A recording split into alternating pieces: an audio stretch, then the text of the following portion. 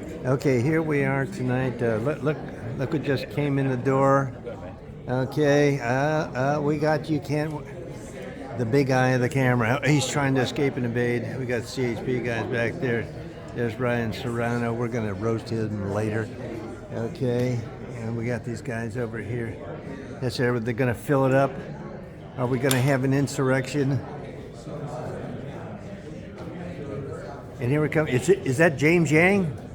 There's James Yang over there, another county conspirator. Huh? What's happening? Okay, we're watching you now. We got the big eye on you here. Okay, I got the big eye. Okay, there's another one. Okay, the longer they come, the worse they get. I mean, the better they get. Okay.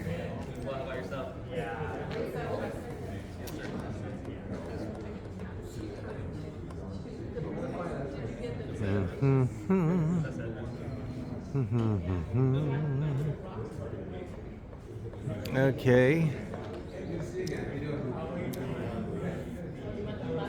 Okay, we'll back up here a little bit.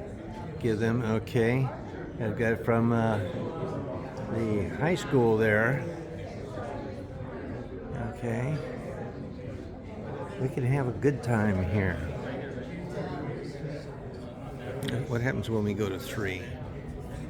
Oh, that really tightens it up, doesn't it? Okay. Let's see.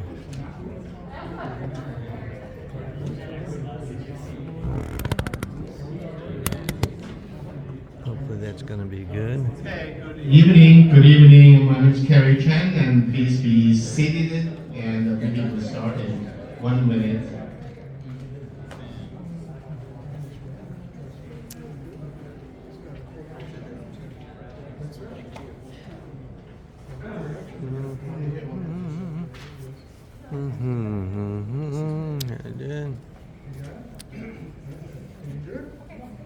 Okay, as you can see. Okay, Roland High Community Recording Council General Meeting, March General Meeting called to order by Kerry Chen.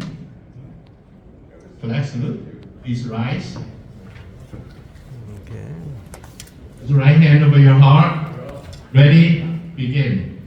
I pledge allegiance to the flag of the United States of America and to the republic for which it stands, one nation, Under God, indivisible, with liberty and justice for all. Thank you. Please be seated. Announcement. Okay, the first announcement is the RHCCC board had a 3 COP application. The one is called SIP LA, and the board voted and approved it. It's the wine tasting business is going to be at the corner of the Fairway and Colima, and next to the Inwa, next to the Otoro Japanese restaurant. Well, they started a new business of a wine tasting business. And the other one, the board decided to not support it, which is the My Player Tattoo Place. The location is at the corner of Nogales and Freeway, behind the Motel 6 shopping center. It's the Pearl East Shopping Center. And the third COP, the RHCCC also, the board also decided not to support it. That is a barbecue place requesting for live entertainment. The reason is we found the presentation was not, there's some question and not answer, and there was some a statement was not true. So the RHCCC board decided not to approve it.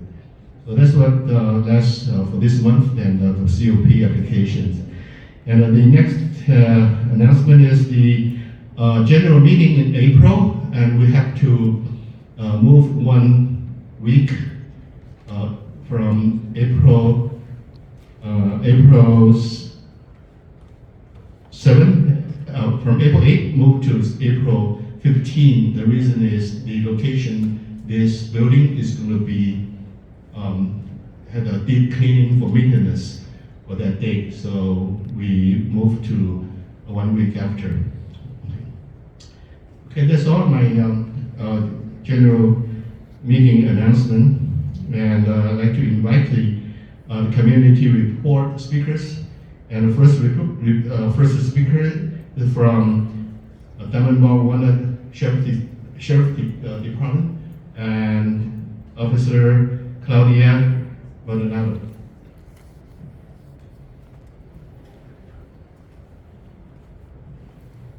Good evening, everybody. So for the month of February, our crime stats are as follows. We had 47 vehicle burglaries, 26 residential burglaries, 11 assaults, 9 stolen vehicles, and 3 robberies. So our vehicle burglaries are still high up in the rise. The same thing I tell you guys every month, just make sure your property is not inside your vehicle. Make sure that your doors are locked, because we all know that if they open your door, it's considered a petty theft. If they break into your car, it's considered a vehicle burglary. We had assault with a deadly weapon crime that occurred on Jellic and Green Bay. That was between 2 males. It was a knife that was involved. 1 male did get stabbed. It was gang related. They were both known gang members to Golden Heights. And the incident we had that I'm very proud of is we had a commercial burglary on Colima, and it happened on the 21st of February, early in the morning. A vehicle backed up into a business, stole a few electric bikes, and then took off eastbound on Colima. As one of our residents was walking, doing his morning walk, he saw the vehicle go into a house, into a garage, and they closed the door to the garage. Then the resident saw the law enforcement vehicles with lights and sirens going to a business. He walked over there, he told them what he saw, and they ended up arresting a male and a female, and got the vehicle, got the electric bikes out. And that's all part of, if you see something, say something. I know a lot of people get a little iffy about telling law enforcement anything that they see, but just remember, we're not going to point you out. We're not going to say your neighbor next door told us that you're X, Y, and Z. You could be anonymous, and this was a perfect example of seeing something and saying something, and because of that resident who was very observant, we were able to take 2 people to jail and recover the stolen property from the business. So I think that was great.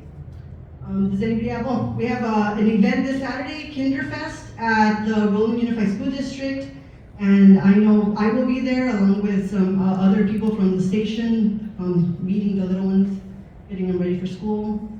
That's a big event, and that's all we have for the month of March. There's been several Tesla break-ins in the bathroom. It seems to be the same guy. The same guy, They say because, there's lots of Teslas. yes. And they take pictures of each other's car burglaries. Oh, I haven't, the reports that I came across on my desk have not been Teslas, because I know Teslas have a built-in camera that I know, yeah. They seem to be caught by Teslas instead of Teslas. So I haven't ran across any vehicle burglaries to Teslas though. So I don't know if they're not being reported or they're not in our area. Yeah, neither do I. Okay. Anybody else? Yes, Roy. Okay, Deputy Maldonado, last month when I queried you regarding the property, which is very well known in the community on the east end, on Otterbein, the vacant large property and the habitats there, you made mention that you had gone there, got people out, etc. But why didn't you, I had to get you back here in the back, where you finally admitted that you have a letter of agency, and explain to everybody here what a letter of agency and what the Sheriff's Department can do if they choose to do it. Why didn't you expose us so that we in this community can say there's somebody on our side that can cure these problems, and we don't have to be the county ghetto that Ryan Serrano and Hilda Solis are propagating? Why didn't you tell us? The property that Mr. Roy Humphreys is referring to is on Otterbein. It's an open lot that has a property owner. They have a letter of agency, which means if anybody encamps on their property, that once we warn them, we can issue them a citation, not take them to jail, issue them a citation, and then they remove themselves from the property. What Mr. Roy Humphreys doesn't know is that the DAs need a written, what we call a citizen of arrest. So the property owner has to sign an additional form to arrest these people, or they don't take the case. All those cases get dropped. Now, the property owner does not live in our RD, and it is very hard to get a hold of her. So all we've been doing right now is kicking people off her property and letting her know. So are you saying today when this guy, maybe you know him, is Roy Humphreys, has called the deputy, and Deputy Lopez took the call on, and I left a message for you, that there are more people there cutting into the fence, going across, and you see the videos on people, go to my YouTube channel, Thank you, just Roy. type in Roy Humphreys. Anybody else Why questions? didn't you come back to me? Why didn't you? I'm the one that's gonna, So you're not who's the property monitoring owner. this? I need to relay the information to the property owner. You need to communicate The with the this property is about owner. our Thank you. community, and you're functioning and you're negligent. Thank you, Claudia.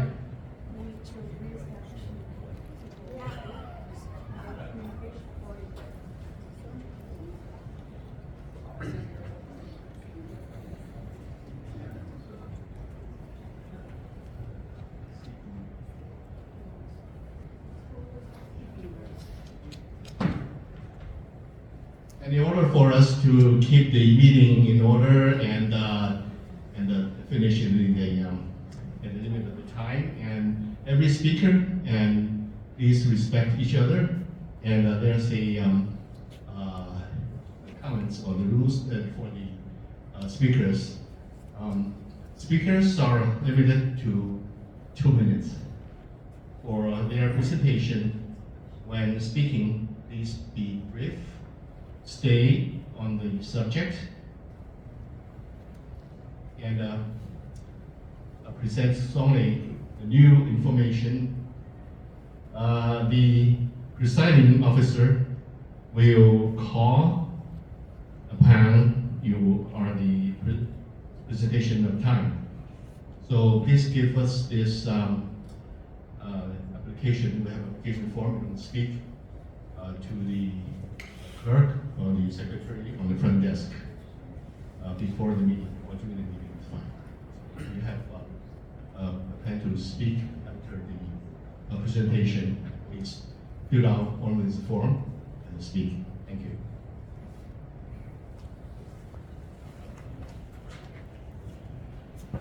Okay, the next speaker I'd like to invite the California Highway Patrol Officer Ruiz. Oh, Officer O2.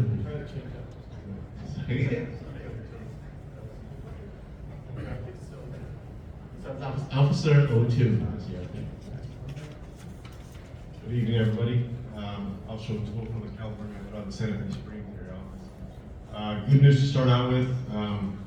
Last Friday, we had a graduating class at the West Sacramento Park Academy. Next Monday, we will be receiving 8 of those officers. So to fill in, backfill the 3 retirements that we had last year.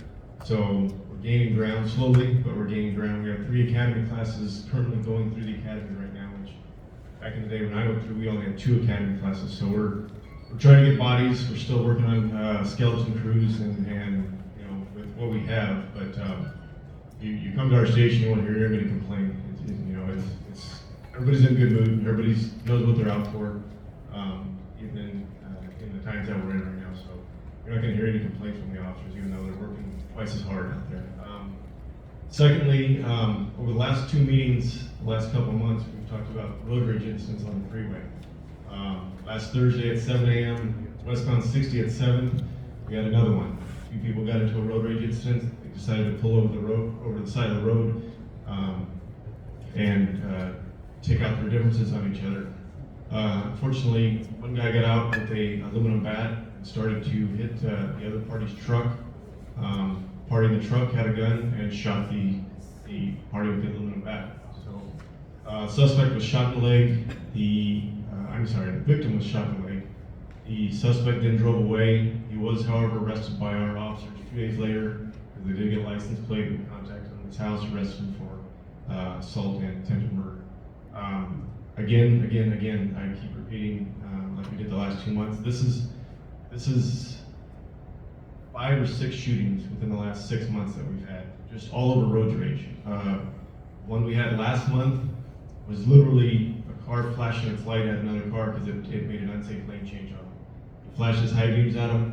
The car slowed down, waited for the car to pull alongside him, and he shot 5 shots into his car. Luckily, he did not get hit. Miraculously, he did not get hit.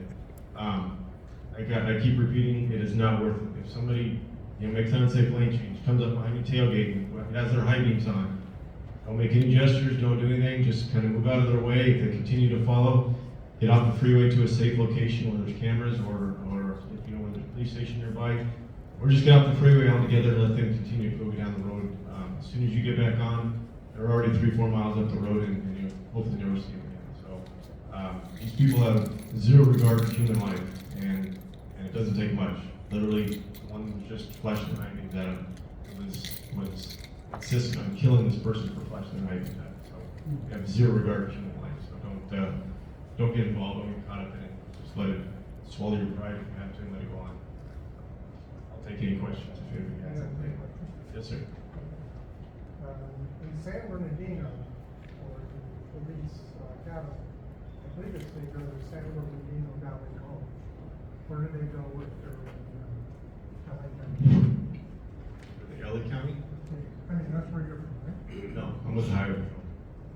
We have an academy in West Sacramento. It's our own facility in West Sacramento. So every California Agile officer is trained there, and then once they graduate an academy class, they're disseminated throughout the state. All right, thank you so much. Thank you, Officer O'Toole. The next community speaker, I'd like to invite the County of Los Angeles, the First District Supervisor Solis' office, Mr. Ryan Serrano. Thank you, Kerry. Good evening, everyone. My name is Ryan Serrano. I serve as Deputy District Director for Supervisor Hilda Solis. And I just wanted to provide a couple of updates. The first item I brought tonight is a bookmark. And you're asking, well, there's no information on that.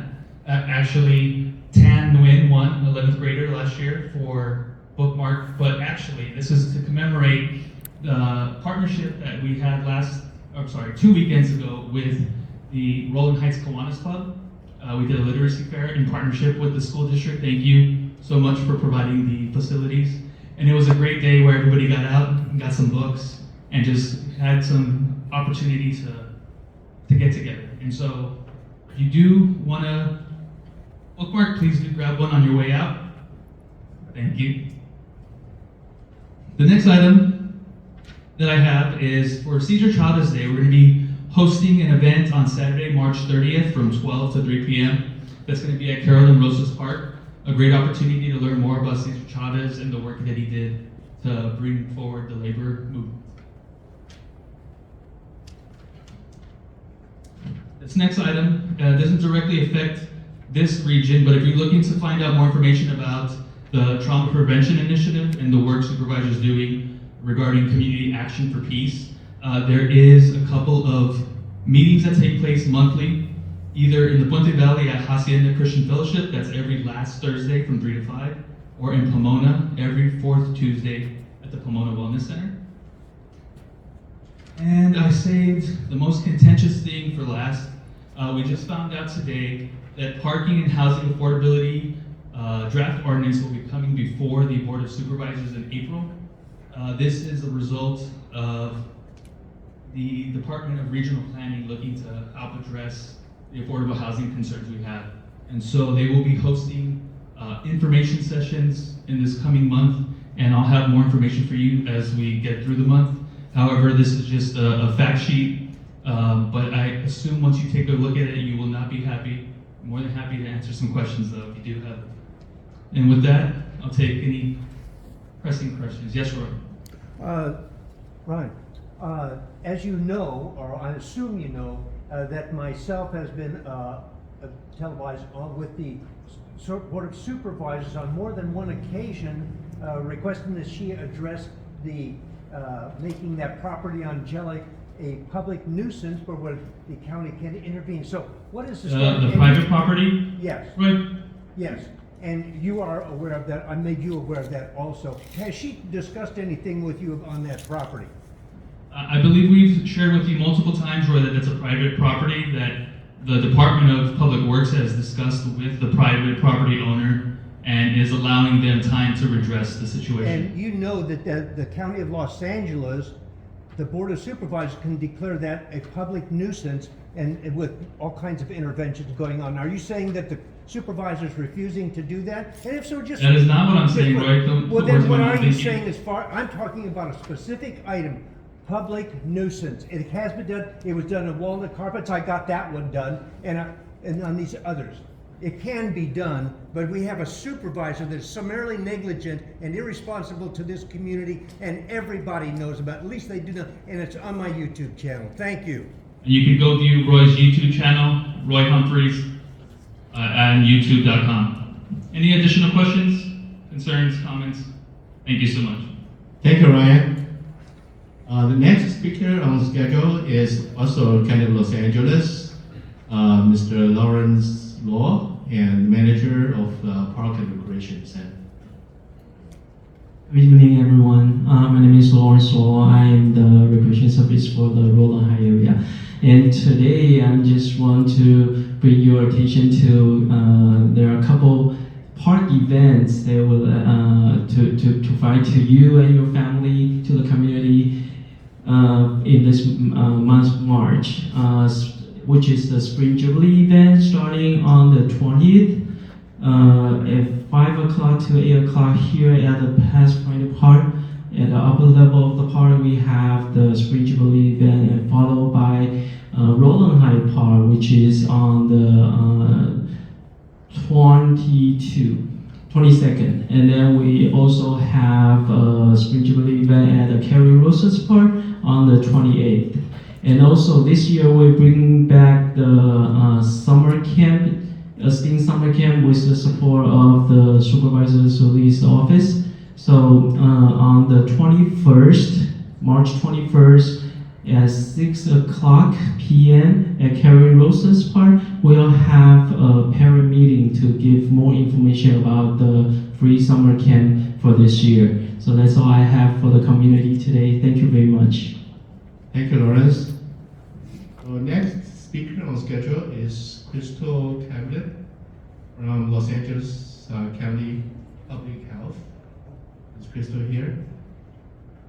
She's down here, so let's move to the next. Is Congresswoman Linda Sanchez's office. See that? See that here? Okay. The next on schedule is Kyle Miller, representing Senator Bob Archuleta's office.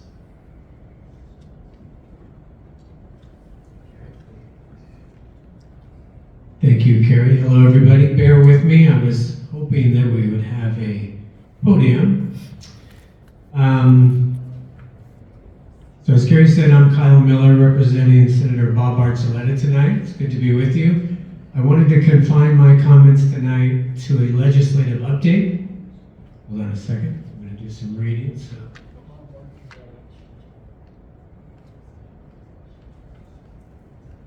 Okay, so as you may or may not know, it's been the legislative session going on in Sacramento, and the deadline has passed for submitting bills, and I just wanted to make everybody here tonight aware of what we're focusing on this legislative session in 2024. So the Senator's 3 legislative priorities this year are veterans issues, public safety, and hydrogen energy. So I'll start with veterans issues. As you may, I think you do know, Senator's a veteran, combat veteran, and this year he's focusing on a bill, he's actually focusing on an initiative and a companion bill, Initiative SCA 6, And what that aims to do is place an initiative before the voters that will remove a provision in the California Constitution that prevents veterans from claiming the homeowner's exemption and the veterans exemption. You're probably not aware of that, but you're unable to claim both. And the senator thinks that for your service in the armed services that you should be able to claim both. So the homeowner's exception is $7,000 property tax exemption on the excess value of the home, and the veterans homeowner's exception is $4,000. So that's going to cost overall for the entire state $28 million on annual property tax revenues, and we have the backing of LA County Assessor Jeff Prang. On the public safety front, I'm sure you're all aware that retail theft serial retail theft is a big problem. And the senator is a former law enforcement officer, and so public safety is always going to be a top priority for him. And here's what he's doing on that front.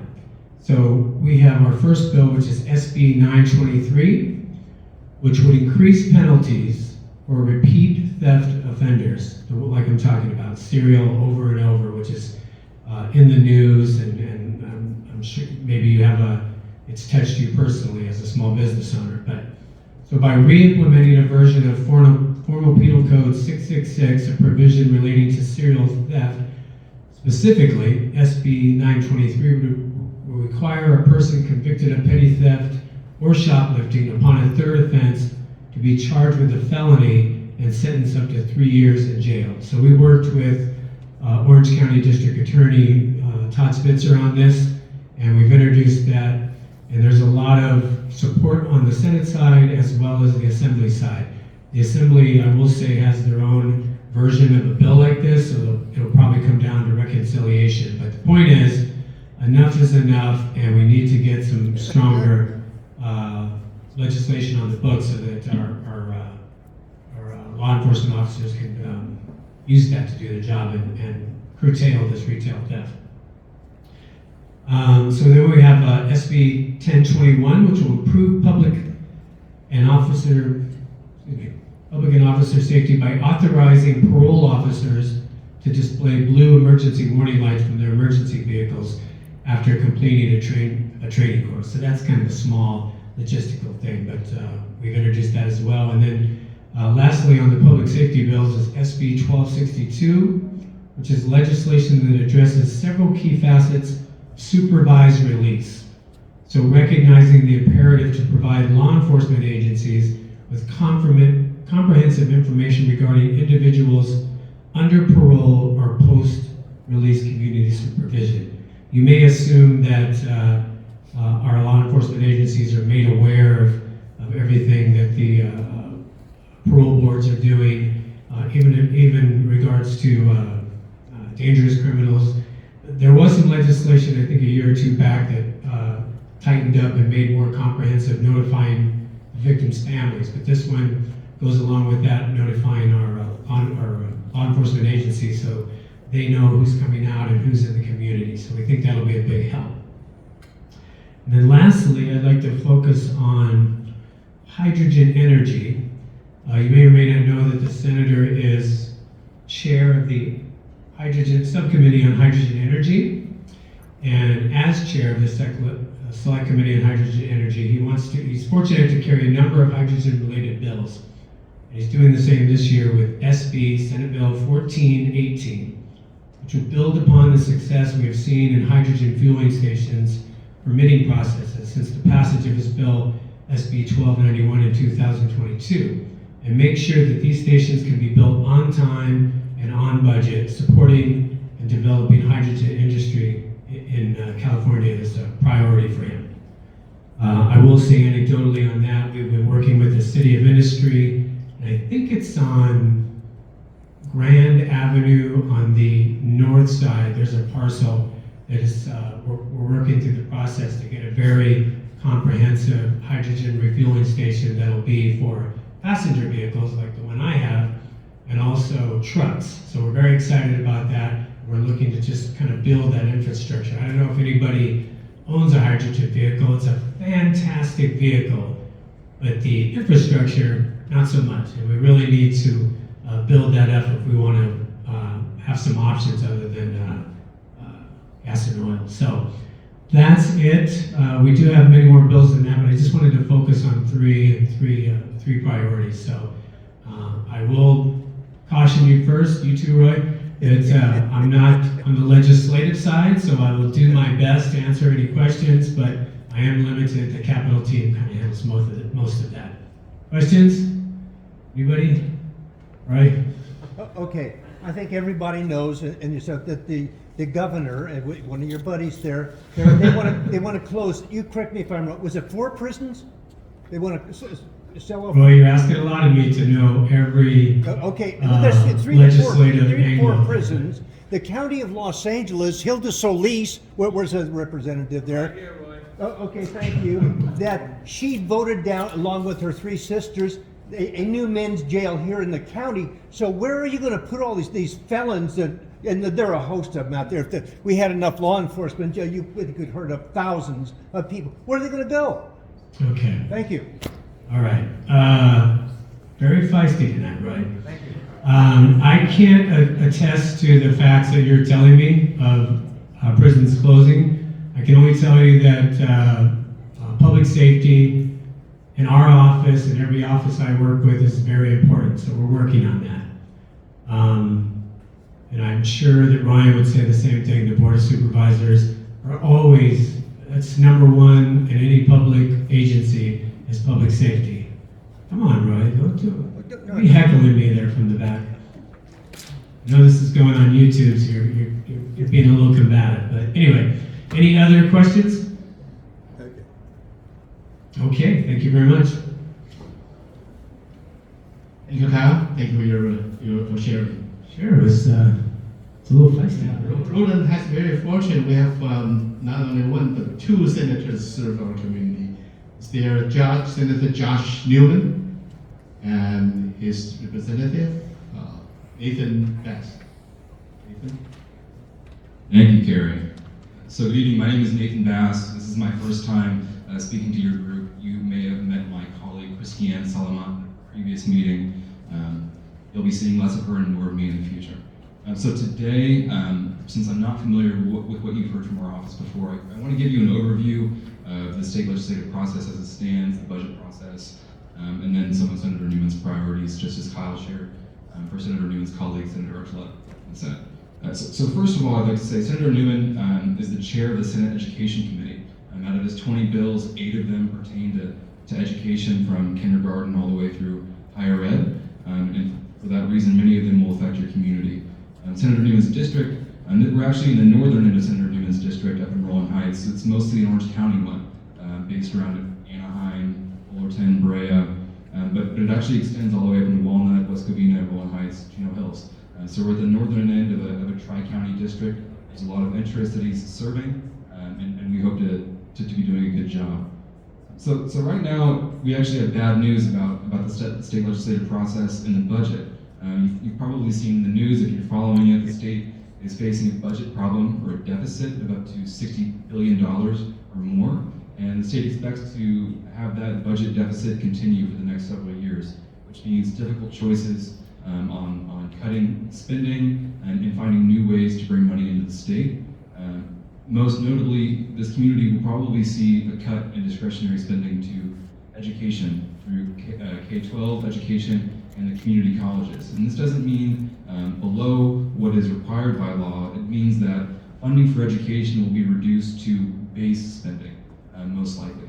Meaning, the past few years, education has seen spending above what is required by law.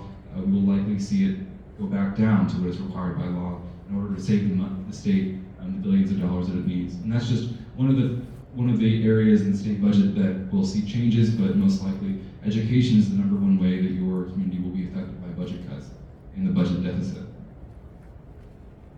But besides that, the state will maintain spending and increase it on certain priorities, and that includes, like what Kyle said, public safety. Public safety is of utmost importance to the legislature.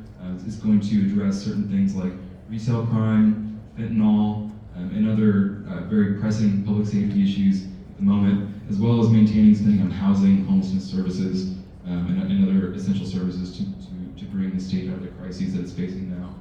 Senator Newman, in his legislative package, has 20 bills, as I said before. I'm going to preview 4 of them tonight. We're early in the legislative process, so we'll probably see changes to this legislation. But first of all is Senate Bill 897, which is about district of choice. District of choice allows students from one district to enroll into a neighboring one. That's been allowed to California residents on a sort of annual basis. This bill will make that program permanent, so no student or family has to worry about maintaining the continuity of schools. So if you were living in Rolling Heights, for example, and wanted your kid to go to school in Walnut, you'd be able to do that with the right organization.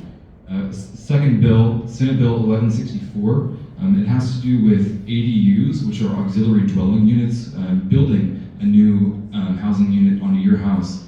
The Senate and legislature passed a number of measures having to do with ADUs, which allows people to build another housing unit on their own property, and the intent is to increase the amount of housing stock in the state, address the issue, the crisis of housing affordability and homelessness, by building more on the land that people already own and have access to, which is a much cheaper form of development. The issue is that it's very expensive to do that. It can actually be cost prohibitive. So this bill would allow homeowners like you to build a new ADU or a housing unit on your property and claim a tax benefit for a number of years after that. So you wouldn't have to pay the reassessed property value with the new ADU. You'd pay the old property value even with the new income of the ADU property on your lot. Another bill, SB 1218, it would encourage local jurisdictions and water districts to build an emergency water supply beyond what is required by law. Water is a huge issue for California, I think a point of concern for all of us. This wouldn't require water districts to build emergency water supply, but it would encourage them and provide incentives to do so. And lastly is SB 1263, which would allow many teacher applicants to obtain their credential more easily and without bureaucratic hoops to jump through, and hopefully that puts more teachers in schools, decreasing the ratio of students to teachers and providing our students a better quality education and making it easier for people to become teachers. So with that, I want to say thank you for allowing me to speak. I look forward to engaging with you. Roy, I'll answer your question, but I want to also preface it, like Kyle said, my level of expertise is usually in community engagement and less so with the state legislative process. This is very community oriented. And Mr. Martinez, does that school of choice include charter schools in that legislation? Yeah, I mean, some school districts, public ones included, have charter schools in them. Yeah. So it's a good question. I would assume that given, since charter schools are part of the public school system as well, that students would have the option, although I can't speak completely to that. And I can connect you with Senator Newman's legislative staff if that's an answer that you want. But also, and I think Mr. Flores and Ms. Mitchell can attest to the fact that your budgetary situation as far as education really doesn't mean a tinker's dam, in that over the past 25 years, with all the jerking around and changing the standard. You can contact me and we can talk about this offline. This is not the right sort of avenue for this. I'm happy to address these claims and your concerns. Well, this concern for everybody, that it's budget, it's Appreciate money. that. Thank you, Nathan. For school of choice, Nathan, that was the issue a few years ago between Roland and Willis. If the We're on the time now. I'll try. I must have stepped in it. okay. So then we need more time to discuss that. Okay, so next speaker is Lisa Calderon's office, the state congresswoman. Is Lisa Calderon's representative. Ruby Duenas. Is Ruby here?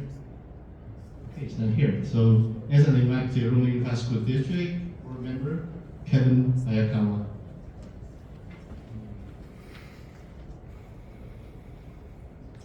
you, Carrie. It's really bright.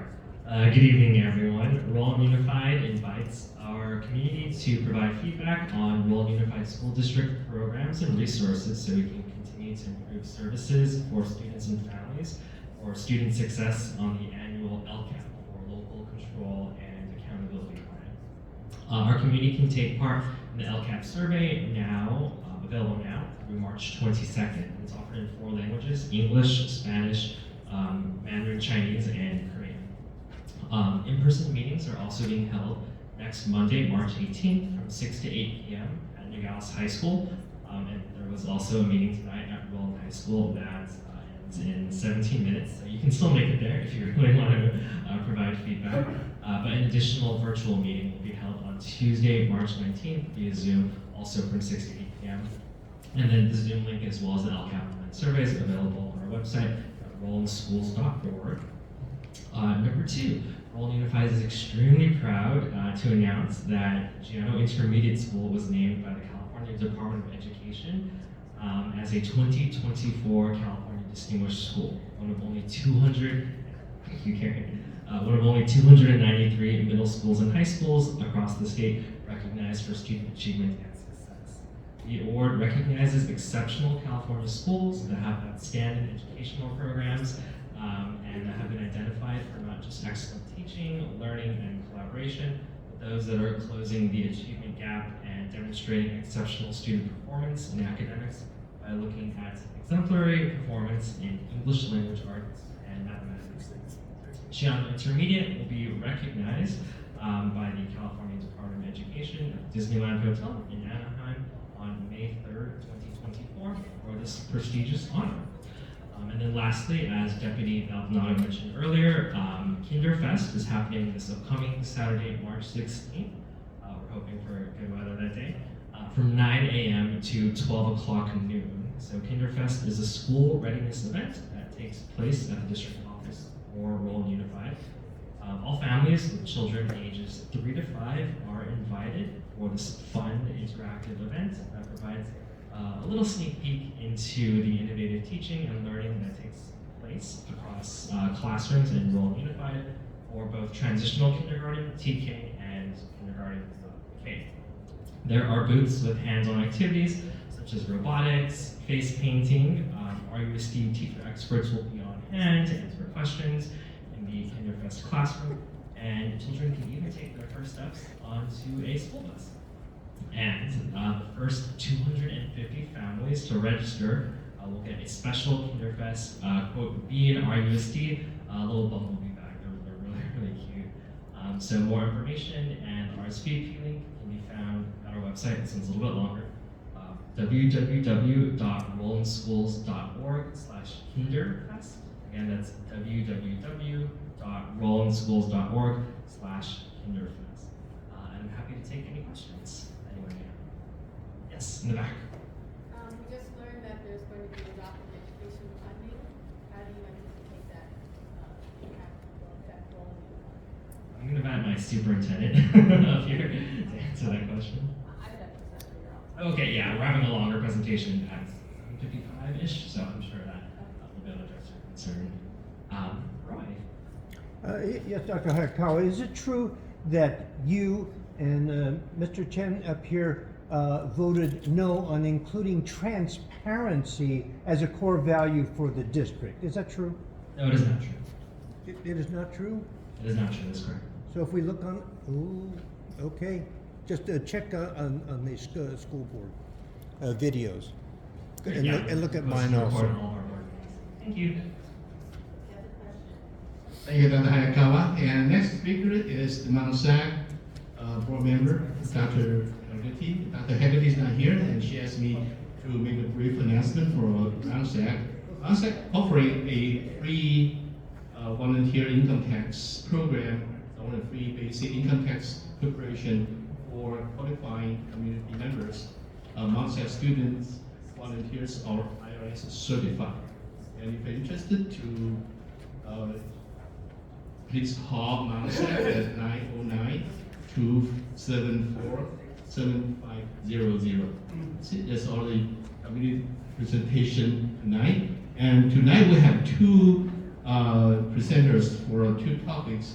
The first presentation tonight is Police Academy League, and the presenter is Deputy Andy Chuckerford from Dunbar Sheriff Department. Deputy Andy.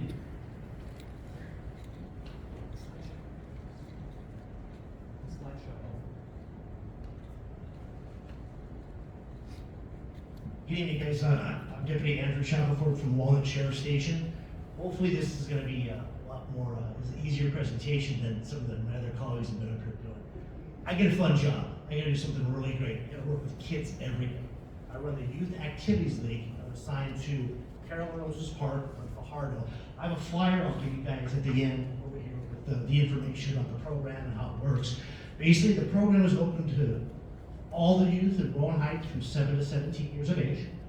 It's primarily an after-school program, so it's a drop program, so the kids are able to come in whenever they want. When I'm at the park, I help them with their homework, we read with the elementary school children, we help the kids with their homework. The main focus at RYL, there's about 20 throughout the county from each sheriff station. Our main focus is academics for these kids, making sure that they have what it is to be able to get to the next grade level. So we push the kids, we read with them. I have volunteers and tutors that will come in during the week. Because I tell you, you don't feel dumb until you can't help a 7th grader with their math homework. So this stuff's a little tricky, but we push the kids to get through it. It's a reward-based program, so based upon the kids' participation and their character and their citizenship and their grades, we like to take the kids to all kinds of fun places. So for Christmas, winter vacation, we took the kids to Knott's Berry Farm. We have some other trips coming up towards the end of the school year as a reward for their participation in the program and for good grades. We have a lot of fun activities at the park. We do every sporting event you can think of. We have basketball, volleyball, I have a foosball table, an air hockey table, a pool table. We do video games, but that goes only on Friday after all the homework's done. So during the week, our main focus when the kids come in there is we get the homework going, we read with them, and help them academically, so that way they can advance to the next grade level. At the end of our last year's program, every single kid that was signed up in my program advanced to the next grade. No one got left behind. That's how important it is for us, especially at my way, to help these kids with their grades, reading, and things like that. So that's what we focus on. That's it, really. I mean, it's a good program. It's great. I have the support of Hilda Solis's office, the first district, Walnut Sheriff Station, Captain Townsend also. So it's a great program. It's been there for 20 years. I've only been there for the last 3, and it's a very successful program. And it's an eye-opening. It's really changed the way I look at things as well. I've been at Walnut Station since 2008. I've been a deputy now for 25 years, and this is the best job I've ever had, the most rewarding job. And what I mean by that is I'm able to interact with these kids just so they can make law enforcement seem more human. You know, I remember the first week I got in there, the kids, we had real open, common conversations with them. They raised their hand and they asked me, how many people have you killed? How many people have you shot? I've never shot anybody, I've never killed anybody, thank God. A lot of the information these kids get nowadays, it's on their phone, it's the YouTube, it's all that social media stuff. And they take a lot of that stuff as fact. So able to interact with these kids on a real personal level like that, homework and things like that, I think it's changed some of their outlook on law enforcement and community and things of that nature. So I don't want to talk for too long. Does anybody have any questions? Yes. How many student participants do you have? I average 30 a cycle. So How often do they meet? I'm there. I have the schedule down. I have the schedule on my little flyer. I'm at the park Tuesday through Friday. I'm there from 10 o'clock in the morning until 6 o'clock at night. Hours will vary depending upon different events, but we'll come in for Saturdays for certain events or schedule around what the kids got going on and things like that. Those are the primary hours that I'm there. So the kids, where I'm at Carolyn Rose's Park, you guys are familiar with it. Most of the kids can walk right there after school. Some get dropped off by their parents, and We have Wi-Fi for them, like I said, the homework, all the fun activities that we do. And then at the end of the day, their parents will come pick them up. There's a few kids that drive home. No one ever was forced to walk in the dark or anything like that. It's open to all youth in Roland Heights. It has to be Roland Heights for the first district, and the age is 7 to 17.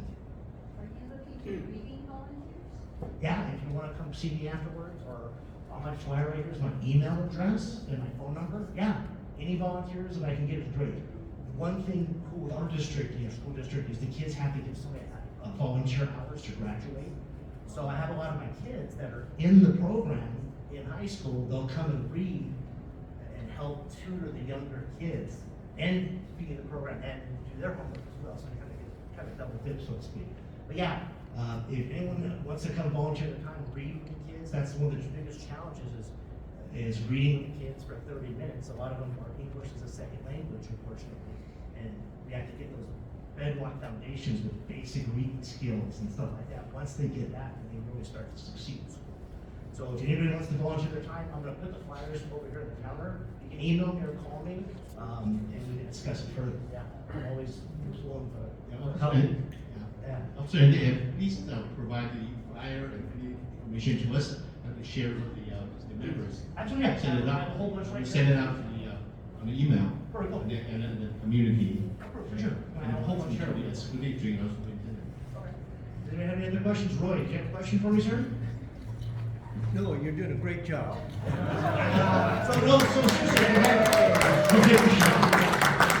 If you have children, grandchildren, anybody that lives in Roland Heights, come on down. It's a fun program. It's very rewarding. It's very rewarding for me to be able to try to make a positive difference in at least one child's life or in the community that I grew up in. I was born and raised in Dialogue. I've been blessed to be able to work at a water station here, so it's close and dear to my heart. Thank you, Deputy Andy. Thank you.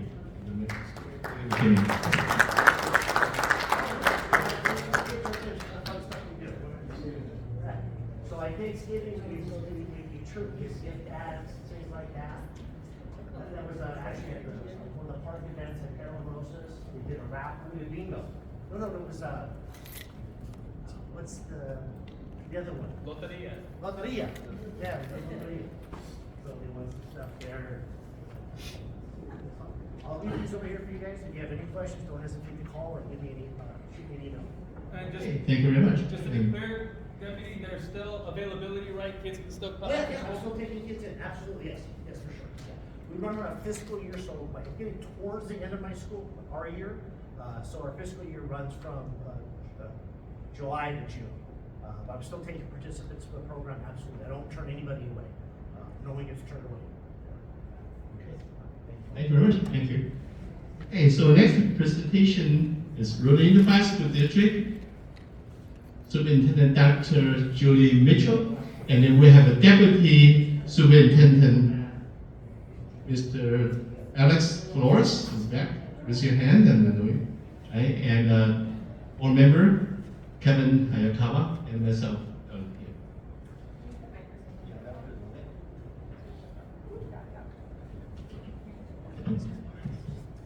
Thank you, everybody. I'm Julie Mitchell. I'm the proud superintendent of the Roland Unified School District. And as Carrie said, we have our deputy superintendent, Alex Flores, and we have two of our board members, Dr. Hayakawa and Mr. Chen, that are here this evening. The board of Roland Heights Community Governing Council had asked me just to come and share and give an update about the school district.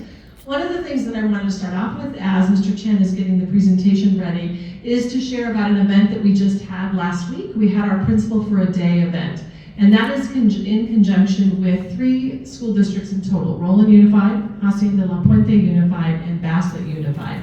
And so we invite guest principals to come in, and they walk alongside our school principals for the day, interacting with students and just walk in the shoes of a principal to see how exciting and complex it is to lead a school. And I know, Aziz, you had the opportunity to do it. Bonnie, you were there. Kyle, you were there. So we had a number of guest principals. And I think that was a comment that you wanted to make when Dr. Hayakawa had made a presentation. You wanted to say something about your principal for a day? We're getting it all set up here. There. Quick. My name is Aziz Amiri, a resident of Roland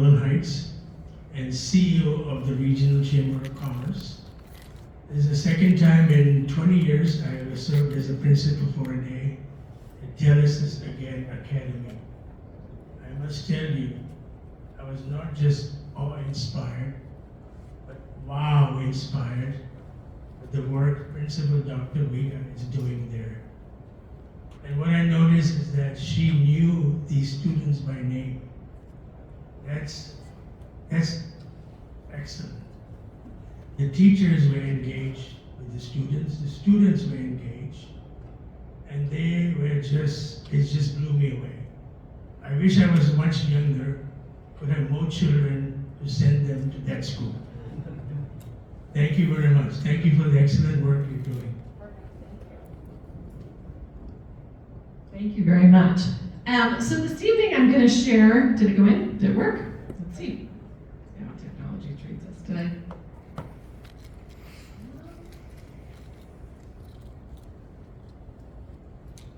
Oh, look at us go. All right. So I want to share a little bit about some of the work of the school district that we've done. We spent last year going through our guiding principles. I'm going to go through this pretty quick, but just to give you a little bit of a broad overview of some of the work that we've done at the request and leadership of our Board of Education. There we go. So our board had approached us last year and asked us to work with our students, our families, our community, and revisit our vision and mission statement. And from that, we developed our guiding principles. And so our guiding principles, when we began the work, we started with students, because students are the reason why we are here. The reason that Mr. Flores and I have a job is to serve students in our community and to work very closely with our families to make sure that the needs of our students are met. So we started with students, and then we invited our community members, we invited our parents, we invited family members to join, and there were a little over 500 people in total, and of those 500, there were approximately 150 were students. And students are wonderful and brutally honest and shared with us all along the way areas where we were meeting their expectations and areas where we could improve in the work that we were doing. And so it was really important to us that every time that we worked with an adult group, we went back to students and asked them, did we hear you correctly? Are we implementing, are we doing the work that you're asking us to do to make sure that you can be your best self and successful? One of the things that we developed is a promise to students, and we in the Roland Unified School District are promising to our students that they'll be valued, supported, engaged, and empowered for the future of their choice. So what that means is we're not closing doors of opportunity in the district, we are not choosing their future for them, that they are actively engaged along with their family members in choosing their future. So when they walk across the stage and accept a diploma from our school district, that they have the ability to go to a four-year college or university, a two-year college, a trade school, go directly into the military, go directly into the workforce, travel, be a part of a family business, serve their family in another way. It's the future that they see for themselves, and we are keeping those doors of opportunity for them. So that you know, the Roland Unified School District, we have 20 schools, we serve just under 12,000 students, and the students reside in the city of Walnut, the city of La Puente, the city of West Covina, the city of Industry, and unincorporated Los Angeles County, including Roland Heights. And so we also have a very diverse student population that we serve, again, in 20 different schools across the district. So one of the things that we did is we talked about core values. And so the committee, again, of over 500 people, developed a set of core values. These are the 6 core values that they deemed to be most important. It's not to say that others aren't. This list could be so much longer, but these were the things that came up repeatedly in conversations with those over 500 people, and it was the development, again, of these core values. We also created a portrait of a graduate. Our students were very key in helping us do this work, and telling us what are some of the things that they wanted to be able to do when they graduated from high school. So we start this work when our students are 4 years of age, walking through the door of our schools for transitional kindergarten for their very first school experience. This isn't something that only happens in high school or only happens in the senior year of high school.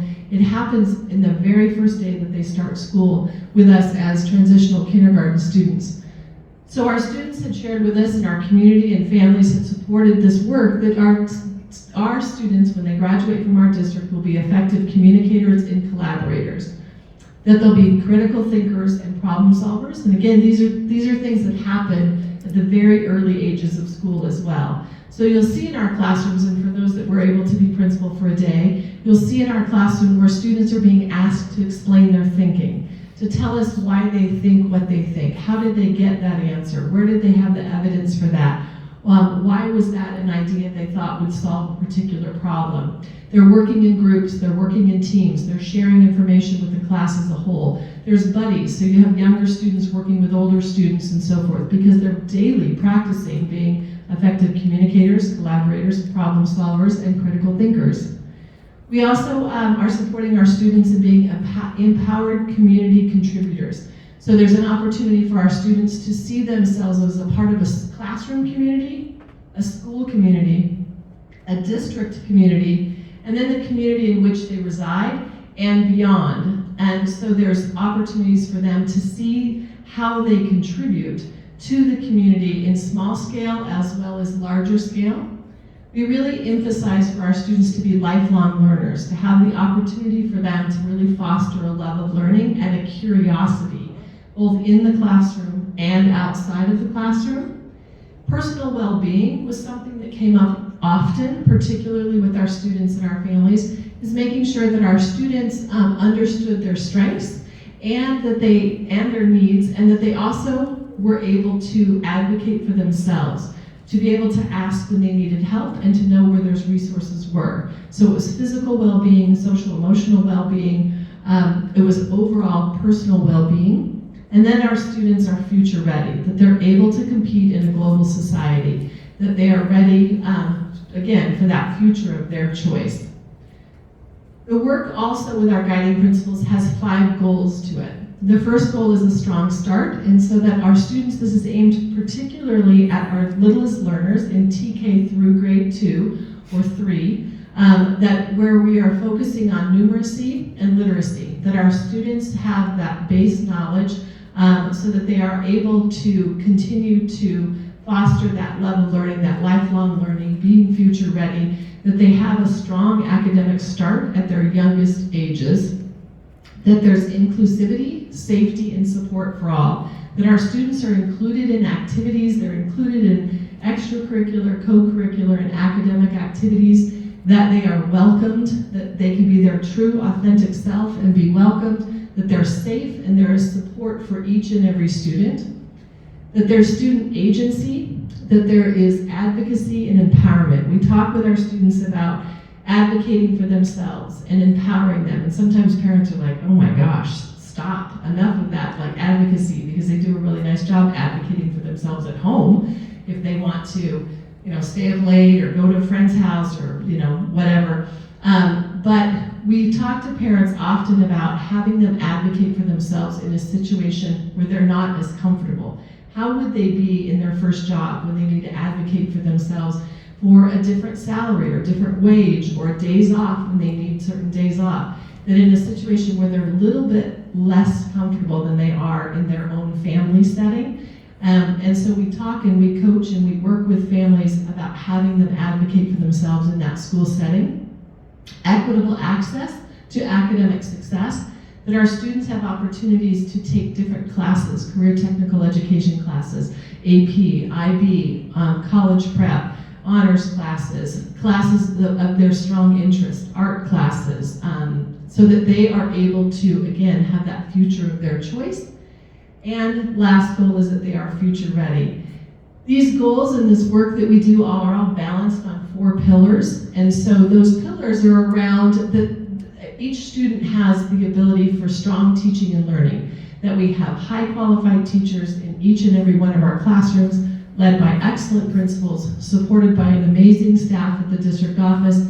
And we can't do it alone, that we need partnerships with our community. We have internships and externships for our students when they're in high school. We have the ability for them to work within our community and with our families, so that again, we can't do it alone. There needs to be those strong partnerships, that we invest in people. So we're investing in our students, but we also have innovative learning for all, which is not only our students, but our staff, our families, and our community as a whole. And then we have that bringing it all together, that there's a culture of excellence, equity, and accountability.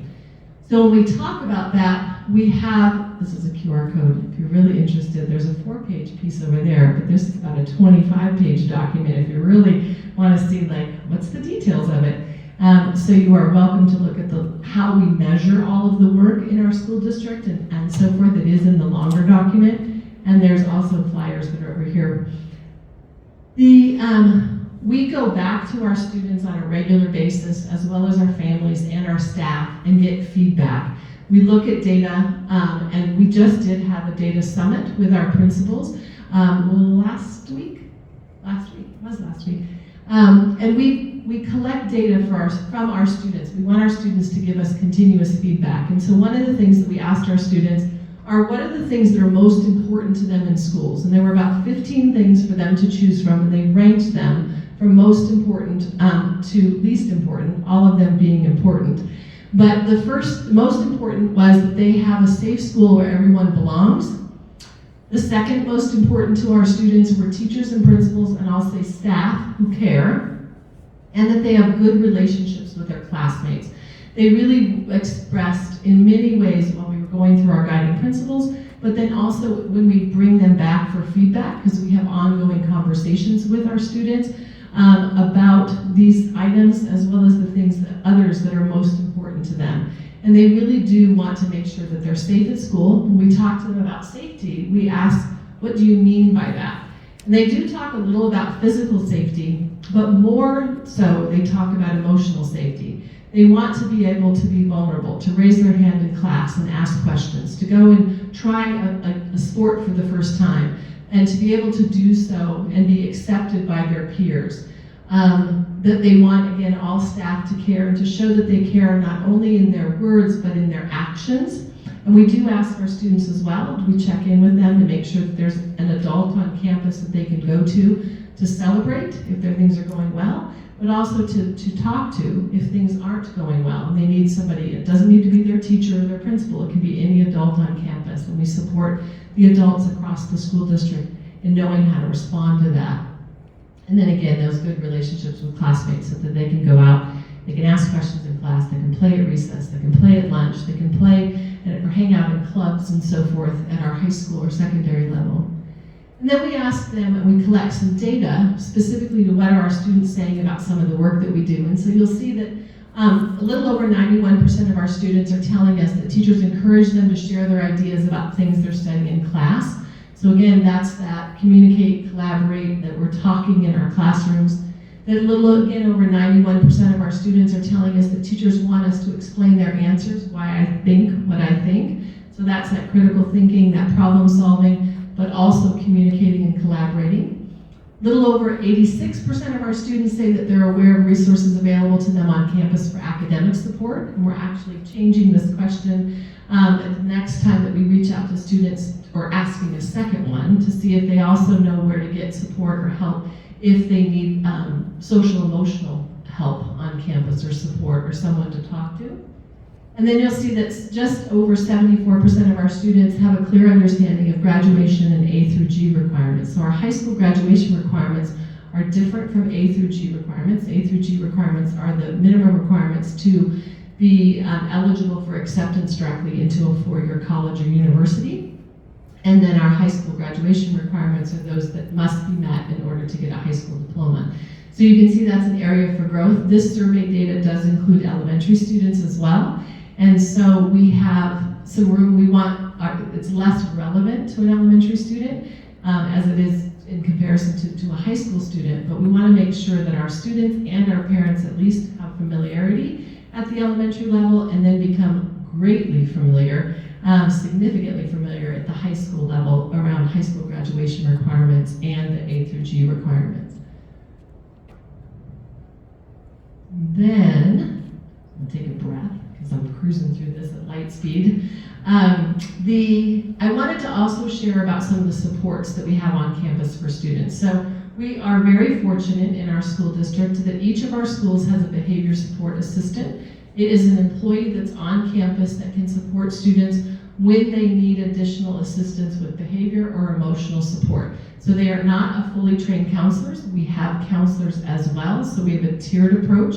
But we do notice that there is a more significant need, particularly coming out of the pandemic, for students to have an increased level of emotional support. And so we have behavior support assistants that we actually, through the leadership of our board, put into place before the pandemic. So we were well prepared in order to address the situation coming out of the pandemic. And so these are individuals that work with small groups with students, one-on-one with students, skills groups, social interactions, how to work with peers, how to solve conflict, etc. We also have a school counselor on each of our campuses. Our elementary counselors are shared between 2 schools, and then we have counselors at our 7-8 schools and our K-8 schools and our high schools that are there every day. And so counseling support has been much needed in supporting our students and having them be able to reach their fullest potential academically, is making sure that their social and emotional needs are met as well. We also have social workers. We have 7 social workers that serve in our school district as well to, again, meet the diverse needs of our students as a whole. We have extremely robust after-school programs. We have an extended learning opportunities program. It's called ELOP. So in education, one thing you'll know is that we have an acronym for absolutely everything. And so our extended learning opportunities for students allows students in our schools to have a variety of different after-school experiences at no cost to parents and families. So it removes a significant number of barriers for our families. It provides childcare for students after school, and this is at the elementary level. And we bring in guest speakers. We have STEM or STEAM opportunities. We have the arts for them. We have academic programs as well. There is tutoring. There's homework clubs. Again, all to support our students after school. And so that's available at all of our students that, at all of our schools that serve elementary students. And then we also have winter, spring, and summer programs. When we all went to school, school was very defined. We started school in the fall. We took a break for winter recess. We went back in the spring, or in the January. We took a week off for spring break. And then when summer hit, when it was June, we had summer vacation. And some students went to summer school, most did not, but many, some did. The school district now runs year-round. And so we have, our school starts the middle of August, for our school year begins the middle of August. When we get to winter break, we take a 3-week winter break, but of those 3 weeks, 1 week, there is an opportunity for winter learning, for our students to come back and engage with the opportunity, again, for extracurricular or some makeup, some interventions, some opportunity to shore up if there's any additional teaching and learning that needs to take place. Then we're back in January. We're in spring break for us. Our spring break is always the last week in March. There's the opportunities for students to participate in spring learning during that spring break time as well. We'll finish our school year on June 6th this year. That's the last day of school for our students. That's a Thursday. There's Friday, Saturday, Sundays off. And the immediate Monday starts the opportunity for summer learning. And so there's summer learning for elementary, middle, and high school students. And many of the opportunities are extracurricular. There's field trips involved. Like for instance, one of the trips we have during spring break this year is we're taking a number of our students to tour colleges. And so they have the opportunity to tour colleges, and we're going up to Northern California and coming back down. So there are field trips. It's not all sitting in a classroom crunching numbers, doing math, trying to figure it out, algebra or statistics, or write your essays. They are learning that goes much beyond what many of us experienced in school, particularly during summer, spring, or winter. We also have tutoring programs that are available. So again, one of those questions was about, do students know how to access academic support? So one of the things, there's 2 flyers that are over here, but we have different tutoring supports that are free for our families, and the ability for them to access tutoring. One of them is available 24/7 for grades 3 through 12, because we know that sometimes as they're working on homework, it may not be at a traditional time, and as parents, sometimes we don't know. We don't know how to help them sometimes with some of those homework assignments that they're working on. And so we have the ability for our students to get homework assistance at non-traditional times, so not just your immediately right after school, but this one is 24/7 that they have the ability to get help, and that's grades 3 through 12. We also have live Zoom tutoring, so they can log in and get some assistance from Zoom. It's our tutors that are doing that work and providing that through links that are in their Google Classrooms. So there's the ability for them to have academic support at a variety of different times, and including on the weekends. The other thing that's unique about our school district is that because our school district is located in Rowland Heights, the district office is, and we also recognize and know that many of our students need the opportunity for community recreation. Our school district provides community recreation. So we have our Rowland Adult and Community Education, and you may get, this is a thin booklet, but you get this mailed to your home, it's much thicker, that has an opportunity for different types of classes. There's youth sports, there's swimming lessons, there's yoga, there's different types of things that a Parks and Rec would generally do if we were part of a larger city. And so our school district provides that through our community recreation. So if you are looking for activities for your children, your grandchildren, nieces and nephews, be sure to look at the community education, community recreation program through our school district, and there are many programs for adults as well. There are exercise classes, there are tennis classes, there are, like I said, there's yoga, there's Tai Chi, so there's a variety of different activities for community members of all ages and all interests and all abilities that are also part of the work that we do in the Rowland Unified School District. I also wanted to address some of the things that have already been spoken about today. So the enrollment for next year, so here we are in March, but enrollment for the 24-25 school year has already begun. That started on February the 1st. So we are enrolling students for school for next year, and we do have Kinderfest, and I know Dr. Hayakawa spoke about it earlier today. I think it is right here is the flyer for Kinderfest. So Kinderfest is a school readiness event. It's for any child ages 3 to 5. It is taking place at the district office, and we have 2 buildings that we have turned one into looking like a classroom and the other that looks like a cafeteria. So students have the opportunity to get on and off of a school bus, walk through and get like a school lunch, have the opportunity to be in a classroom and see how engaging learning is in a classroom setting. I know that Deputy Maldonado had mentioned she will be there, so our community partners are there as well. So it is a very nice community event. It is March 16th, this Saturday, from 9 to noon, and it is at the district office. So if you have littles that live in your neighborhood or in your family and you'd like to come by and check it out, we welcome everyone and we'd love to have you there.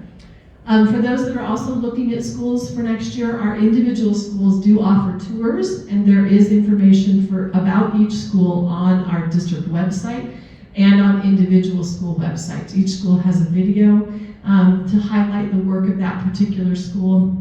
And if a parent or guardian is interested in seeing the school, you are always welcome and encouraged to call the school to talk and meet with the principal and have the opportunity to see the school or meet on that school campus so that you get a firsthand experience. Because we know how important it is for you, and we know how much our families trust in us in serving them and serving their children, and we take that very, very seriously, that work. And so we want to make sure that we're building strong partnerships from a very, very young age, and 4 years of age is when our students begin working with us in transitional kindergarten and stay with us all the way through graduating from high school. So with that, I also wanted to address, you had asked a question when Dr. Hayakawa was speaking about the budget. And so yes, you've heard some of the presentations and you've read in the newspaper and so forth, that we are in a state, that our state is in an issue, is having an issue, a fiscal crisis, we'll say. And yes, that will have an impact on public schools. We have our Deputy Superintendent, Mr. Flores, is here, and he serves as our Chief Business Official as well. He's done a masterful job working with our school budgets, and our board has given us tremendous leadership. So you will not see layoffs. We do not have any layoffs that we're cutting. We're not laying any employees off. There are some employees that are exiting that we may not be replacing.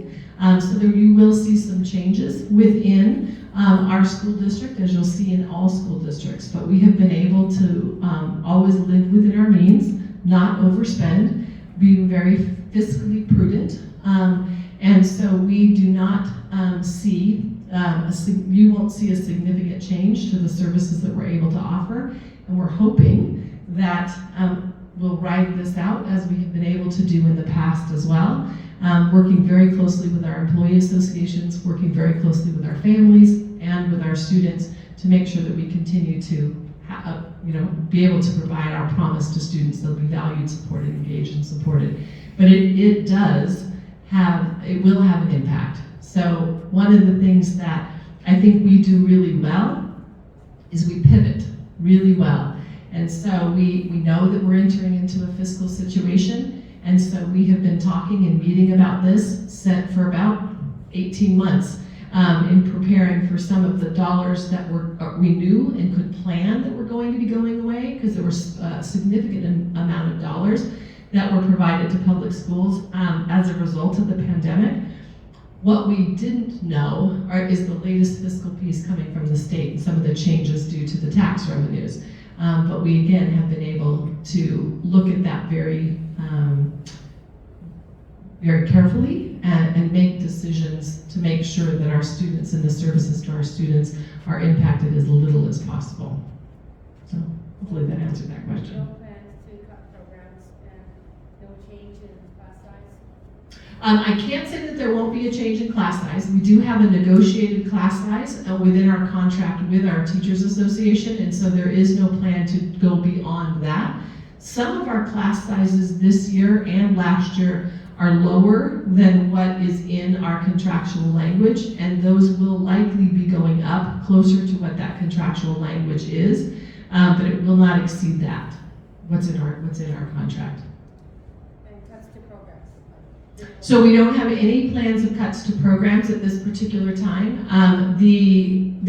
What we are currently doing right now, there's a meeting taking place right now at Roland High School. And next week, next Monday, on the 18th, there's a meeting at Nogales High School, and Dr. Hayakawa talked about that as well. It's called LCAP Community Input, Local Control Accountability Plan Community Input. And from those meetings and that input of our community, our staff, and our students, we develop our programs for the coming year. And so the LCAP says in words what our budget says in numbers, and those two have to match. So we don't have a plan to cut programs, but through those meetings, they may say we need something different, and we're asking our parents and our community and our students to tell us what are some things we need to start doing, what are some things that we should potentially stop doing, what are some barriers to students achieving at their greatest levels. And so from that conversation, it could be that there would be some changes in program. And so I can't, but again, it's not something that's being made in isolation. It's through community engagement and community input. Mm-hmm. Sure. Yep. All right. What questions do you have?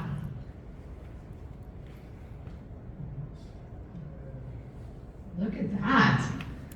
I'll ask one. No, please. Thank you, Dr. Mitchell, for all the great work that you and your staff and your teachers do in the community. My question for you is about declining enrollment. It sounds like declining enrollment might be a good thing in some people's minds because maybe class ratio, teacher-student ratios would increase, but I know there's a lot of negative things that come along with declining enrollment. Can you talk about that and what you're experiencing as a district and and what, if anything, can be done about declining enrollment? Yeah, absolutely. So the question is about declining enrollment. And so Enroll Unified, yes, we are absolutely experiencing declining enrollment like every other school, almost every other school in the state of California and throughout the nation. So it's not a community local challenge that's only happening to us. We are in extremely good company, unfortunately. So birth rates are down, and there are a number of families with school-age children that are also leaving the state. And so that is something that we are experiencing as a district. And so when we do our work in terms of our budget projections, our classroom enrollment projections, our staffing projections, we take declining enrollment into account each year. So I know that Mr. Flores and Mr. Bixler, our Assistant Superintendent of Human Resources, has already met with each of our principals. Mr. Flores does our enrollment projections. We also have a demographer that does enrollment projections, and then they compare numbers. And so we look at longitudinal data to be able to do our best estimate as to what we see will be our enrollment. So yes, you could say that some people may see that declining enrollment may be something very positive, as there's fewer students that need to be served. But with fewer students that need to be served, it also is a smaller budget to serve students with. And so we then have to correct some of the things that are within the spending and within our local control accountability plan.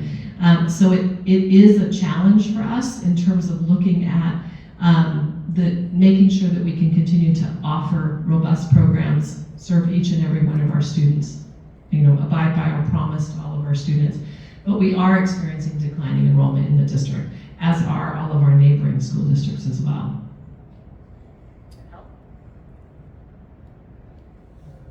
Mr. Humphreys? Yes, do you recall having received a request to agendize transparency as a core value for presentation at the school board meeting, and to have public input and vote for immediate inclusion? Do you recall that? Mr. Humphreys, you wrote a letter and you asked that it be included to be considered as part of one of our core values. The board approved our guiding principles with 6 core values. You're well aware, so thank you for asking the question that you already know the answer to. Yes, no, I know, but these people don't know, That's and perfect. they don't I'm happy know to answer. what's going on, and you refuse to agendize it as presented, and refuse to have a vote on it, and it was a charade on it. And again, I entreat the people to go to my YouTube channel and see what transpired there. It was shameful. Thank you. And the persons was Thank you, Mr. Humphreys. Are there any Venegas other questions? and this person here. Yes. Thank you for your service. As we understand that you will be leaving the district soon. I have announced my retirement. So yes, I am retiring at the end of this school year on June 30th, after 35 years in public education. So we were just wondering if you could brief us on what is the status of your search. Absolutely, sure. So I have shared and I made an announcement of my retirement. So I am retiring from the school district. The board has engaged in a process to collect community input and community and employee engagement. And so there were a number of different meetings that were held with individual small groups. So for instance, with city officials, with educational partners, with our 3 general community meetings, etc. So I think there were 303 people who participated in community and employee engagement in person, and then 325 surveys that were collected. And there is a company called Educational Support Services Group, ESS, that has been doing the work for the board to collect the information. They developed a leadership profile, and their leadership profile report was presented to the board last Thursday on March the 7th, and the board approved that report. And the board is now looking at our internal candidates. We have incredibly qualified internal candidates within our school district, and so they are looking at internal candidates before making any further decisions. You're welcome. Yes, Bruce.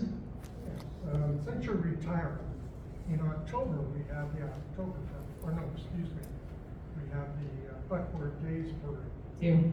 And since you'll be retired, I thought you might be interested in still traveling in the parade in a classic car.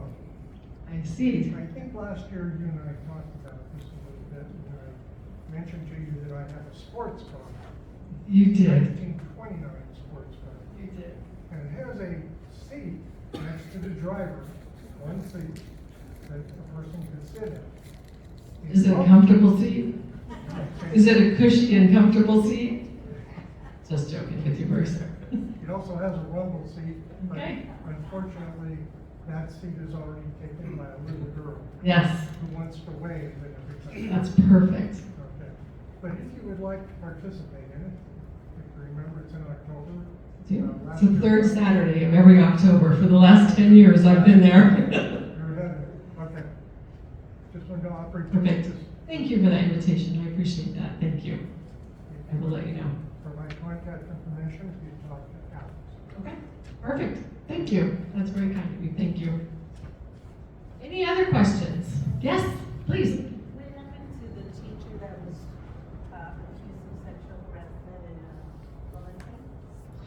So, thank you. I appreciate you bringing that up. You may recognize. So this is unfortunately one of the incredible downsides of social media. And so you may have heard or seen or noticed about 2 weeks ago on the Rolling Buzz, there was information that was shared that there was an administrator from Roland High School that allegedly had been arrested for some misconduct. What happened was this is completely false. It is a rumor. It is untrue, and it is one of the downsides of social media. So there was what began as an Instagram post, which was clearly photoshopped. It circulated among students. We met with students. We put out an announcement to parents. We shared the information. This is false information. It landed on the Buzz. We worked very closely with the hosts and moderators of the Buzz. It was on Roland Heights Community News Facebook page. We did the same to have them take the information down. We spoke very clearly with our students and with our family members to work together with our students to make sure that they're not spreading false information, that they're not perpetuating rumors. Again, when we talk about students will be valued, supported, engaged, and empowered for the future of their choice, how do we support them in making better choices when it comes to spreading of false information, and how can they be critical thinkers and problem solvers in that work? We addressed it among students and really had what we believe to be a pretty solid handle with our students, but our community and the adults in the community took it to a whole nother level. And then AI got involved, and there was an AI generated article that looked like real news that got posted on a very, I don't even remember, it was not a legitimate news site. And so we have contacted that agency to pull that article down, etc. So to answer your question, there was no arrest, no wrongdoing, it was all false. It was all generated from a rumor. Did they find out who started the rumor? We have not. Yeah, we have not found the direct source of who started it. So, but thank you for asking, so we could clarify that. Any other questions? Alrighty, well, perfect. Well, thank you. I appreciate you all being here and for engaging with us as a school district, and for you in entrusting us with the children of our community to serve them day in and day out. It is our esteemed pleasure to be able to do that. So thank you, Mr. Chen. Thank you, Dr. Mitchell. I want to share with you today is Dr. Mitchell's vacation day. Scheduled a long time ago. Yeah, long time before we invited Dr. Mitchell. Dr. Mitchell get invitations. Oops, March 11th is our vacation day. She was not in the office, but she made the special arrangement to attend our meeting. Thank you very much, Dr. Mitchell. Thank you. Okay, that to conclude the meeting tonight. Thank you very much for attending. Before we go, I'd like to you to meet our board members. We have Mr. Henry Wu, RHCCC board member, and Yvette Romo, and then Linda Guo, and Esther Hernandez. Ladies and gentlemen, is Wanda Unit. Thank you very much. Okay, thank you, and have a good night. Thank you.